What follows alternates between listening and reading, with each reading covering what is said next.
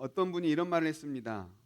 인생은 마치 밑 빠진 독에 물을 붓는 것 같더라. 돈을 벌어도 통장에 찍힌 숫자는 항상 똑같고 아무리 노력을 해도 알아주는 이 하나 없으니 마치 인생은 밑 빠진 독에 물을 붓는 것 같다라는 말입니다. 어느 대기업의 부장이 있었습니다. 대기업의 부장으로는 부족했는지 더 높은 임원 자리를 얻기 위해서 열심을 다해 살았습니다. 물론 열심히 그동안 살아온 결과 서울에 자기 명의로 된 아파트도 있고 다들 갖고 싶어하는 대기업의 안정된 직장도 있고 자녀 역시 유명한 좋은 대학교에 다니고 아내 역시 현모양처로서 가정을 잘 돌보는 아내입니다. 그렇게 남부럽지 않은 인생을 살고 있음에도 불구하고 더 높은 자리에 앉으려고 욕심을 내며 산 겁니다. 왜 그럴까요? 지금으로는 만족이 되지 않기 때문입니다. 지금 내가 가지고 있는 것으로는 갈증이 해소되지 않기 때문입니다. 그러면 더 높은 자리, 더 높은 임원의 자리에 앉으면 그 갈증이 해소될까요? 문제는 그렇지만도 않으니 그것이 문제이지 않겠습니까? 욕심은 더 커지기 마련입니다. 우리는 어떻습니까? 우리는 아무리 채워도 채워지지 않은 마치 밑 빠진 독에 물을 붓는 것 같은 그런 인생이라고 생각하십니까? 나의 이 갈증을 해소하기 위해서 더 높은 것, 더 좋은 것을 향해 매일매일 끊임없이 달려가고 쫓아 살고 있습니까? 여전히 해소되지 않은 목마름을 가진 채 살아가는 우리에게 오늘 주님께서는 말씀하고 계십니다. 누구든지 목마르거든 내게로 와서 마시라. 나를 믿는 자는 성경의 이름같이 그 배에서 생수의 강이 흘러 나오리라. 여러분, 주님께서 주시는 이 말씀이 오늘 나에게 주시는 생명의 말씀이라 받기를 원합니다. 오늘 이 주님의 말씀이 우리에게 위로가 되고 회복이 되고 소망이 될 수 있기를 다시 한번 주님의 이름으로 축복합니다. 오늘 본문에 보니 때는 초막절이었습니다. 초막절이라 함은 유교절, 유월절, 무교절, 초실절 같이 성경에 등장하는 매우 중요한 절기 중 하나입니다. 그래서 유대인들은 이 절기를 오늘날 현대인들이 명절로 지키는 것처럼 아주 중요하게 여기며 지켰습니다. 이 초실절은 이스라엘이 출애굽 이후 광야에서 초막을 짓고 생활했던 것을 기억하면서 하나님께서 광야에서 우리를 돌보셨다라는 걸 기억하며 감사하는 절기입니다. 이 초막절 중 가장 큰 의식은 초막절 끝날 마지막 날 거행됩니다. 제사장들이 실로암 못에서 물을 길러와 성전 제단에 그 물을 붓습니다. 그때 사람들은 생각하기를 광야에서 물을 주셔서 목마름을 해결해 주셨던 그 하나님이 지금도 우리에게 물과 비를 주셔서 목마르지 않고 풍요로운 삶을 살 수 있다라는 고백을 합니다. 그리고 때에 따라 물과 비를 내려주셔서 풍요로움을 누릴 수 있기를 하나님께 간구하며 그 행사를 진행하게 됩니다. 이렇게 초막절 날 끝날 거대한 행사가 거행되고 있던 그 찰나에 예수님께서 오늘 본문에 보니 큰 소리로 외쳐 말씀하셨다라고 말합니다. 누구든지 목마른 자는 내게로 와서 마시라. 나를 믿는 자는 성경의 이름과 같이 그 배에서 생수의 강이 흘러 나오리라. 주님께서 모든 사람들을 향하여 외쳐 말씀하셨던 겁니다. 무슨 말씀입니까? 너희가 그토록 바라고 원하는 그 생수, 그 물을 내가 주겠다. 저기에 제사장이 들고 있는 그 물 대야에서 흐르는 저 물이 아니라 내가 너희에게 멈추지 않는 생수의 강을 흐르게 허락하겠다라고 주님께서 말씀하시는 거예요. 바로 그 생수의 강물이 나에게로부터 흘러 나온다라고 주님께서 외쳐 말씀하시는 거예요. 내가 주는 물을 마시는 자는 영원히 목마르지 않을 것이라고 사마리아 여인에게 말씀하셨던 것처럼 주님께서 다시금 그 수많은 광장에 모여 초막절을 지키고 있는 그들을 향하여 주님께서 말씀을 하고 계시는 겁니다. 가난하든지 부유하든지 주류의 인생이든지 비주류의 인생이든지 성공을 했든지 실패했든지 나이가 많든지 나이가 어리든지 건강하든지 몸이 병들었든지 누구든지 내게로 오라 내가 그에게 생수의 강을 마시게 하겠다라고 말씀하시는 거예요. 누구든지라고 말씀하셨기 때문에 예수님께 나오는 이 사람들은 각자가 가지고 있는 처한 형편이 다 다를 겁니다. 가난한 자는 돈에 목마를 것이고 실패한 자는 성공에 목마를 것이고 병든 자는 건강에 목마를 것이고 아무리 잘난 사람도 더 잘나고 더 높은 곳에 목마를 거예요. 이렇게 목마른 이유는 다 다르지만 이 목마름을 해결할 수 있는 것은 단 하나, 오직 예수 그리스도께로 나옴으로 그 목마름을 해결할 수 있다라고 예수님께서 우리에게 말씀하고 계시는 겁니다. 혹시 여기 나오신 여러분 가운데 목마르지 않은 사람 있습니까? 우리는 다 목마름을 느끼며 삽니다. 우리 역시 예수님께서 말씀하시는 누구든지 그 한 사람에 속하는 우리도 그 한 사람입니다. 아무리 채우고 채워도 부족하고 하나가 있으면 둘을 갖고 싶고 둘을 가지면 셋을 갖고 싶어 하는 것이 우리의 본성입니다. 각자가 목마른 것이 다를 뿐이지 우리는 항상 목말라 하며 삽니다. 그런데 이 목마름을 누가 해결해 준다고 오늘 말씀하시는 겁니까? 바로 예수님께서 우리의 이 목마름을 해소시켜 주신다고 말씀하시는 거예요. 우리가 떠마시는 물로 이 목마름이 해소되는 게 아니라 세상이 주는 그 물을 마심으로 해소되는 것이 아니라 오직 주님께서 우리에게 주시는 그 생수의 강을 통하여 우리의 이 목마름이 해소될 수 있다라고 우리에게 말씀하고 계시는 거예요. 목마른 자는 다 내게로 오라, 누구든지 내게로 오라 이렇게 말씀하신 주님께서 그 다음에 말씀을 이어하십니다. 나를 믿는 자는 성경의 이름과 같이 그 배에서 생수의 강이 흘러나오리라. 목마른 자는 내게 나오라 라고 말씀하시고 나서 나를 믿는 자는 그 물을 마신다라고 말씀하시는 거예요. 그래요. 목마른 자는 내게로 나와서 마신다. 이 마시는 자가 바로 예수님을 믿는 자를 말합니다. 그러니 예수님을 믿는 자는 그 생수의 강을 마시게 되는 거예요. 목마른 자가 예수님께 나온다면 그 자는 예수님을 믿는 자인 겁니다. 그런데 이 사실이 이미 성경에 일러졌대요. 성경의 이름과 같이 이미 성경에 기록되었다라고 우리에게 말씀하시는데요. 대표적으로 이 말씀이 기록되어진 성경을 우리는 스가랴서에서 찾아볼 수 있습니다.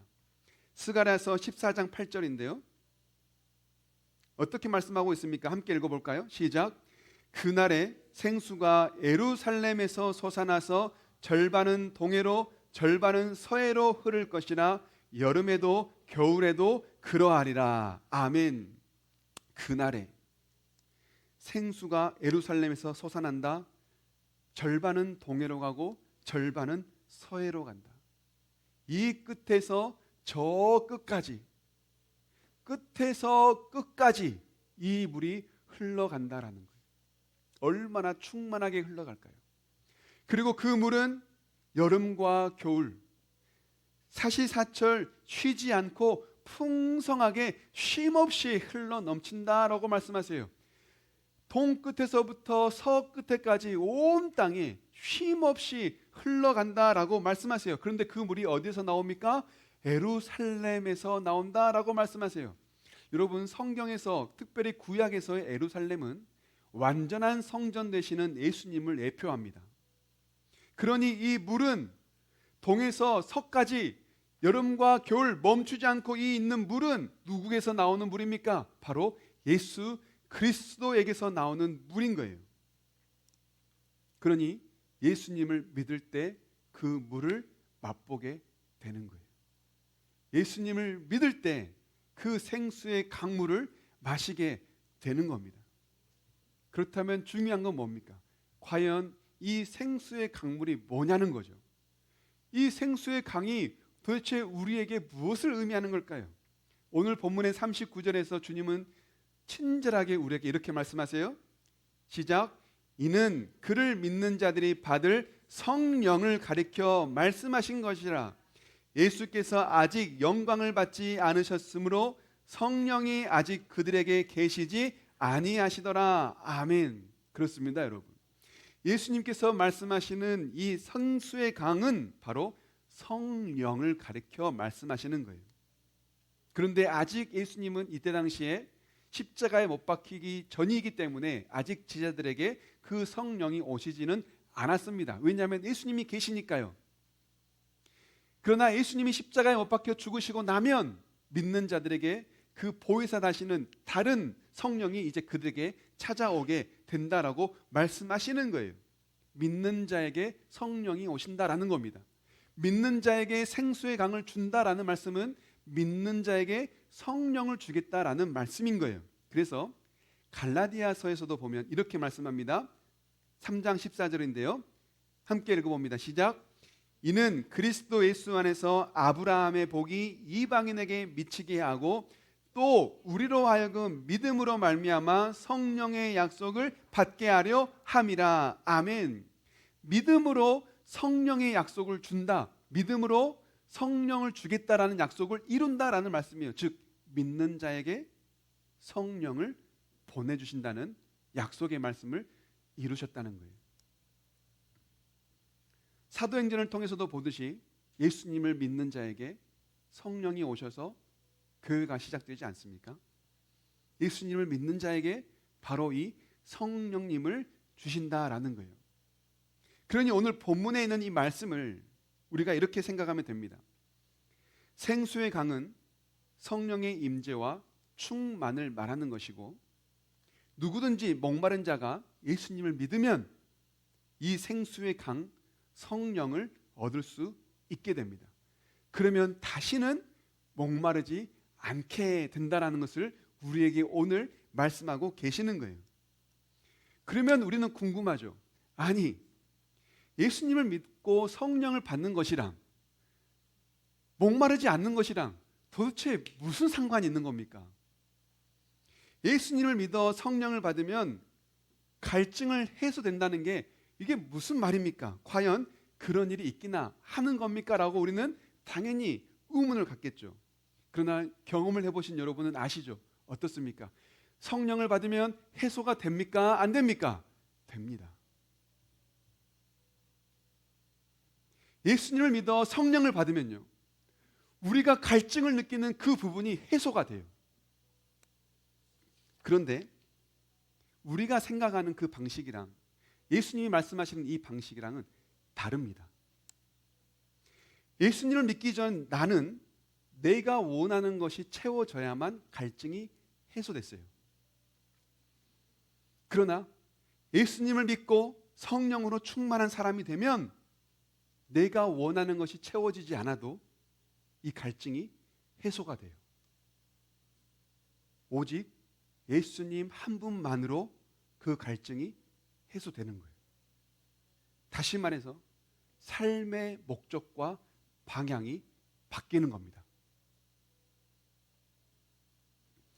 예수님을 믿기 전에는 돈으로 내 목을 축이고 예수님을 믿기 전에는 명예로 스스로 높아지려고 하고 예수님을 믿기 전에는 이 쾌락으로 즐거움을 채워야 우리의 욕구가 채워졌는데 예수님을 믿고 나니, 성령이 내 안에 충만하니 우리가 그동안 느꼈던 이 욕구들이 사사롭게 느껴지는 거예요. 이게 별게 아니구나, 이게 중요한 게 아니구나 라고 관점이 바뀌는 거예요. 그러니 이런 것이 없어도 우리가 성령 하나로, 성령이 충만하니 우리의 이 갈증이 해소가 되는 겁니다. 예수님을 믿으니, 성령으로 충만하니 좀 부족해도 풍요로움을 느끼고, 좀 부족해도 기쁨이 솟아나게 되고 감사가 고백되는 거예요. 삶을 해석하는 관점이 바뀌는 겁니다. 불평과 원망의 눈에서 감사와 은혜의 눈으로 바뀌는 거예요. 시커먼 선글라스를 쓰고 살다가 이제는 진짜 맑은 눈을 갖게 되는 겁니다. 그동안 눈먼 석영으로 살다가 이제는 진짜 눈을 뜨고 보게 되는 거예요. 세상이, 내 삶이, 이웃이, 가정이, 자녀가 새롭게 보이는 거예요. 성령을 충만히 받으면 내 삶의 변화가 관점의 변화로부터 달라지는 거예요. 예수님을 믿고 변화된 대표적인 인물로 우리는 사울을 들 수 있습니다. 사울은 어떤 사람입니까? 예수님을 믿기 전에는 예수님을 믿는 수많은 사람들을 박해했던 사람이에요. 핍박하고 잡아가두고 심지어 죽였던 사람이 바로 이 바울입니다. 그때만 해도 바울은요, 출신을 가장 중요하게 여겼어요. 가문과 학벌, 명예를 가장 중요하게 여겼던 사람이 바울이에요. 그런데 예수님을 믿고 나니 성령을 받은 후부터는 그의 삶이 완전히 달라집니다. 그동안 자신이 가장 귀하게 여겼던 학벌, 가문, 출신, 명예, 이 모든 것들을 배설물로 여기기 시작합니다. 하나님의 은혜를 받고 나니 이 모든 것들은 아무것도 아니구나라는 걸 깨닫게 돼요. 하나님 은혜 외에 이 모든 것은 나에게 해롭다라고 깨닫게 되는 겁니다. 이뿐만이 아니에요. 바울의 몸에는요, 질병이 있습니다. 고치지 못하는 이 질병이 있으니 바울은요, 그 질병을 스스로 말하기를 몸의 가시라고 말합니다. 여러분, 우리 몸에 조그마한 가시만 있어도 얼마나 불편하고 괴롭습니까? 이 몸의 가시를 바울은 평생을 없애지 못하고 짊어지고 살았어요. 그러니 얼마나 괴롭습니까? 하나님께 기도하죠. 하나님, 이 가시만 좀 없애주세요. 하나님, 이 몸의 가시만 좀 사라지게 해주세요. 그런데 하나님께서 이 가시를 없애주기는커녕 뭐라고 말합니까? 내가 내게 준 은혜가 족하다라고 말하잖아요. 무슨 말입니까? 내가 너에게 준 은혜는 그 가시를 덮기에 충분하다. 너에게 은혜를 줬으니 그 은혜는 그 가시에 비해 훨씬 더 크다. 너 그 은혜면 가시 안 보일 거야. 내가 너에게 준 은혜면 너 그 가시 아무 문제도 되지 않을 거야. 그때부터 바울의 관점이 바뀌어요. 이 가시가 몸의 가시가 아니라 하나님의 영광이 됩니다. 이 가시가 삶에 괴롭히는 문제가 아니라 십자가의 은혜가 되기 시작해요. 그때부터 바울은 그 가시를 자랑하죠. 그 가시를 통하여 하나님께 영광을 돌리며 삽니다. 하나님을 만나기 전, 성령으로 충만하기 전에는 그 가시 때문에 언제나 건강에 목말랐어요. 나는 언제쯤 건강해질까? 나는 언제쯤 이 질병이 좀 사라질 수 있을까? 나는 언제면 이 건강을 좀 얻어서 행복하게 살 수 있을까? 늘 거기에 갈증을 느끼며 살았던 게 바울이에요. 그런데 예수님을 만나고 나니 그 모든 것이 바뀌기 시작합니다. 갈증이 해소가 되고 성령으로 충만하니 더 이상 그것이 가시가 아니라 영광이 되는 삶으로, 감사 넘치는 삶으로 변화가 되는 거예요. 이러한 예화는 바울만이 아닙니다. 구약의 지혜자요, 다윗의 아들이요, 이스라엘의 왕이었던 솔로몬도 그와 같은 고백을 합니다. 여러분, 솔로몬은 어떤 사람입니까? 그야말로 세상에서 누릴 수 있는 것은 다 누렸던 사람이 솔로몬입니다. 돈이면 돈, 권력이면 권력, 명예면 명예, 지혜면 지혜, 사람이면 사람, 원하는 것은 다 누리고 갖고 싶은 건 다 가졌던 사람이 바로 이 솔로몬이에요. 그랬던 그가 인생의 끝자락에 하나를 기록하죠. 바로 전도서입니다. 모든 인생을 살아본 그 솔로몬이 마지막 인생의 끝자락에 전도서를 쓰면서 뭐라고 기록합니까? 헛되고 헛되며 헛되고 헛되니 모든 것이 헛되도다.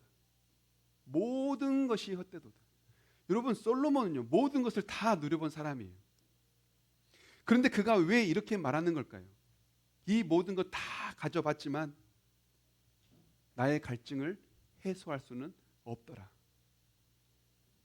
수많은 황금을 누려보고 수많은 돈을 가져보고 저 높은 자리에도 앉아보고 그 많은 것들을 다 누려봤지만 이것들로는 나의 이 갈증을 해소할 수는 없더라. 헛되고 헛되며 헛되고 헛되니 모든 것이 헛되도다. 헤벨, 붙잡을 수 없는 것이더라. 내 삶을 채워지지 않더라 라고 솔로몬이 고백한 것 아니겠어요?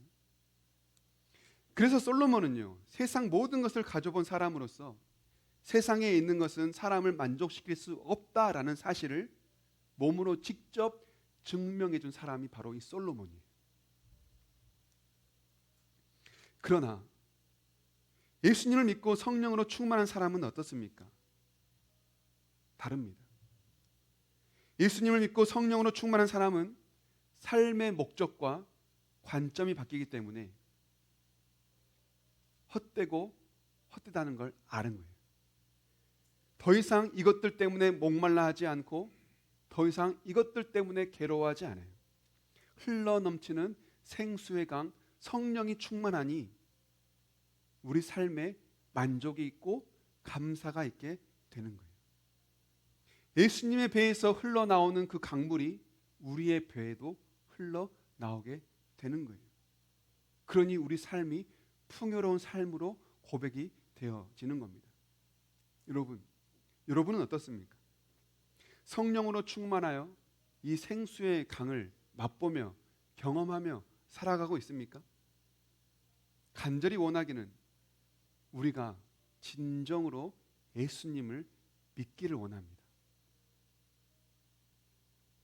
진정으로 예수님을 믿을 때 우리 안에 성령님이 내주하시고 내주하시는 정도가 소량으로 계시는 게 아니라 충만하여 계실 때에 비로소 우리 삶이 생수의 강이 흘러넘치는 풍요로운 삶이 됩니다.